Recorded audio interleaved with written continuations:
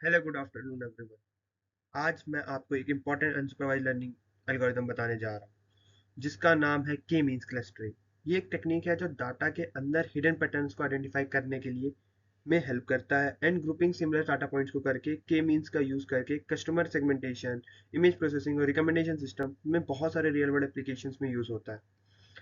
Then हम बात करते हैं कि हम क्लस्टरिंग का क्या मैटर करता है, वो क्या रीजन है। सबसे पहले समझते हैं कि क्लस्टरिंग इंपॉर्टेंट क्यों है, क्योंकि रियल वर्ल्ड में बहुत बार डाटा जो होता है वो अनलेबल्ड होता है, मतलब हमें पहले से कैटेगरी पता ही नहीं होती। क्लस्टरिंग क्या करता है, एक सिंपल ऑब्जर्वेशन लगाता है और अलग अलग ग्रुप्स में डिवाइड कर देता है अपने डाटा को, जो हमको हेल्प करता है कि कोई नया डाटा कौन से वाली कैटेगरी से बिलोंग करता है उसके में। इसके एग्जांपल है कस्टमर सेगमेंटेशन। कस्टमर सेगमेंटेशन में कंपनीज कस्टमर को उनके बाइंग बिहेवियर के बेसिस पर ग्रुप करती है कि कौन ज्यादा खरीद रहा है, कौन कम खरीद रहा है, कौन कैसा खरीद रहा है, कौन कौन से आइटम्स खरीद रहा है। देन इमेज कंप्रेशन में सिमिलर कलर के इमेजेस को वो एक साथ ग्रुप कर देता है, उनको इमेज साइज को रिड्यूस कर दिया जाता है ताकि वो बार बार हमारे को बहुत ज्यादा इमेजेस ना रखनी पड़े। डॉक्यूमेंट ऑर्गेनाइजेशन में सिमिलर टॉपिक्स वाले डॉक्यूमेंट्स को एक साथ रखता है, ऑटोमेटिकली एक ग्रुप में डालता है एंड उसको यूज कर देता है ताकि हमारे पास कम से कम स्टोरेज में काम हो सके। इस तरह क्लस्टरिंग रॉ डाटा को एक यूजफुल इंसाइट में कन्वर्ट करता है। अब बात आती है इसके कोर चैलेंजेस क्या है। कोर चैलेंजेस क्लस्टरिंग में मेन चैलेंजेस ये होता है कि जब हमें पहले से डाटा का स्ट्रक्चर नहीं पता होता, तब डाटा को एक मीनिंगफुल ग्रुप में कैसे डिवाइड करें। गोल ये होता है कि सब सेम क्लस्टर के डाटा पॉइंट्स एक दूसरे से सिमिलर हो और अलग अलग क्लस्टर पॉइंट्स एक दूसरे से डिफरेंट हो। इसको आप पजल पीसेस को ऑर्गेनाइज करना जैसे समझ सकते हैं। हम सिमिलर शेप, साइज और कलर वाले पीसेस को एक साथ रखते हैं। के मींस एल्गोरिदम का जो स्टेप बाय स्टेप प्रोसेस है वो अब हम देखने जा रहे हैं। अब देखते हैं कि के मींस एल्गोरिदम कैसे काम करता है। पहला, इनिशियलाइजेशन। हम रेंडमली के सेंट्रोइड्स चूज करते हैं और वो जो क्लस्टर्स के सेंटर पॉइंट्स होते हैं। असाइनमेंट, देन हम उसको क्या करते हैं, असाइन करते हैं। हर डाटा पॉइंट्स के से नियरेस्ट सेंट्रोइड के साथ असाइन कर दिया जाता है। अपडेट, उसके बाद हम हर क्लस्टर के अंदर जो पॉइंट्स हैं उनके एवरेज निकालते हैं, सेंट्रोइड को अपडेट किया जाता है। ये प्रोसेस हम तब तक करते हैं जब तक हमको सेंट्रोइड की पोजीशन स्टेबल ना हो जाए या मैक्सिमम आइटरेशन कंप्लीट ना हो जाए।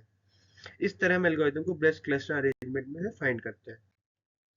देन इसका मैथमेटिकल फंक्शन क्या है। के मींस का मेन गोल होता है कि within a cluster sum of the squares यानी डब्ल्यूसीएस को मिनिमाइज करना। डब्ल्यूसीएस हर डाटा पॉइंट्स के उसके सेंट्रोइड के बीच के स्क्वायर डिस्टेंस को मेजर करता है। जितना कम डब्ल्यूसीएस होगा उतनी बेटर क्लस्टरिंग होगी। एल्गोरिथम तब तक कंटिन्यू होता है जब तक डब्ल्यूसीएस की वैल्यू मिनिमम ना हो जाए।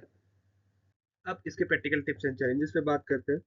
के मींस क्लस्टरिंग यूज करते हैं वक्त कुछ इंपॉर्टेंट बातें को ध्यान रखना होता है। सबसे पहले इनिशियलाइजेशन मैटर करता है। अगर स्टार्टिंग सेंट्रोइड सही चूज नहीं हुए तो फाइनल क्लस्टर एक्यूरेट नहीं होंगे। दूसरा, के की करेक्ट वैल्यू चूज करना बहुत इंपॉर्टेंट है, इसलिए हम एल्बो मेथड का यूज करते हैं। एल्बो मेथड में हमें डब्ल्यू सी एस एस और के वैल्यू का ग्राफ बनता है।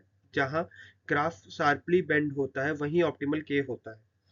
तीसरा, हमें कन्वर्जेंस क्राइटेरिया डिफाइन करता है और जैसे सेंट्रोइड मूवमेंट बहुत कम हो जाए। ठीक है। देन अगर हम बात करें लिमिटेशंस एंड फेलियर्स की, तो के मींस में बहुत पावरफुल लग रहा है लेकिन इसके कुछ लिमिटेशंस है। पहला, ये आउटलायर्स के लिए सेंसिटिव होता है। अगर कुछ एक्सट्रीम वैल्यूज हो तो सेंट्रोइड गलत डायरेक्शन में शिफ्ट हो सकते हैं। दूसरा, के मींस लोकल मिनिमा में फंस सकता है, मतलब ये जरूरी नहीं है कि एल्गोरिदम हमेशा बेस्ट सॉल्यूशन प्रोवाइड करे। तीसरा, ये एल्गोरिदम स्पेरिकल और सर्कुलर शेप वाले क्लस्टर्स के लिए बेस्ट काम करता है। अगर क्लस्टर इरेगुलर और ओवरलैपिंग है तो के मींस क्लस्टर उतना बेटर परफॉर्म नहीं करता है। देन अगर हम बात करें रिसेंट एडवांस और इनसाइट्स की, तो स्टैंडर्ड के मींस की लिमिटेशन तो सॉल्व करने के लिए हम कुछ इंप्रूव वर्जन्स बन गए हैं। सबसे पहले के मेटलॉइड्स आता है। ये मीन के इंस्टीड में एक्चुअल डाटा पॉइंट्स के सेंटर बनाता है जिससे आउटलायर्स को इम्पैक्ट कम होता है। दूसरा, मिनी बैच के मीन्स है। ये पूरे डेटा सेट की जगह जगह छोटे छोटे रैंडम सबसेट्स पर काम करता है जिससे लार्ज डेटा सेट के लिए स्पीड बहुत इंप्रूव हो जाती है। तीसरा ये है के मीन्स प्लस प्लस। ये स्मार्टर इनिशियलाइजेशन यूज करता है जिससे बेटर क्लस्टर्स में मिलते हैं और आइटरेशन कम लगते हैं। देन बात आती है रियल वर्ल्ड सक्सेस स्टोरीज की। तो के मीन्स का बहुत सारे रियल वर्ल्ड एप्लीकेशंस हैं। कस्टमर सेगमेंटेशन में कंपनीज कस्टमर को बाइंग हैबिट्स के बेसिस पर ग्रुप करती हैं जिससे पर्सनलाइज्ड ऑफर देना इजी होता है। इमेज कंप्रेशन मींस के मींस इमेजेस को कलर्स को रिड्यूस करता है एंड जिससे इमेजेस साइज कम हो जाते हैं। डॉक्यूमेंटेशन क्लासिफिकेशन में क्लस्टरिंग थाउजेंड्स ऑफ डॉक्यूमेंट्स को होता है जो कि ऑटोमेटिकली ऑर्गेनाइज करने में हेल्प करती है। ये एग्जांपल दिखाते हैं कि के मींस प्रैक्टिकल यूज वैल्यू में कितना प्रोवाइड करता है।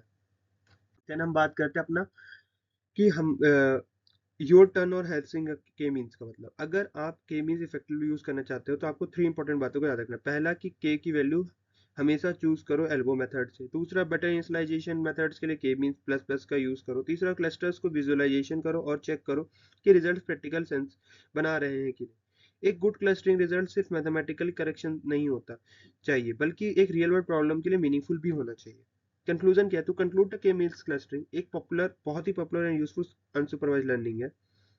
ये सिमिलर डाटा पॉइंट्स को ग्रुप करके हिडन पैटर्न्स को आइडेंटिफाई करता है। अगर हम सही के चूज करें तो प्रॉपर इनिशियलाइजेशन यूज करते हैं हम एंड मॉडल वेरिएंट्स अप्लाई करते हैं तो भी हम के मींस का एक बेटर रिजल्ट प्रोड्यूस करते हैं। के मींस को समझकर हम डाटा से वैल्यूएबल इंसाइट निकाल सकते हैं, स्मार्टर डिसीजन ले सकते हैं। Thank you so much guys.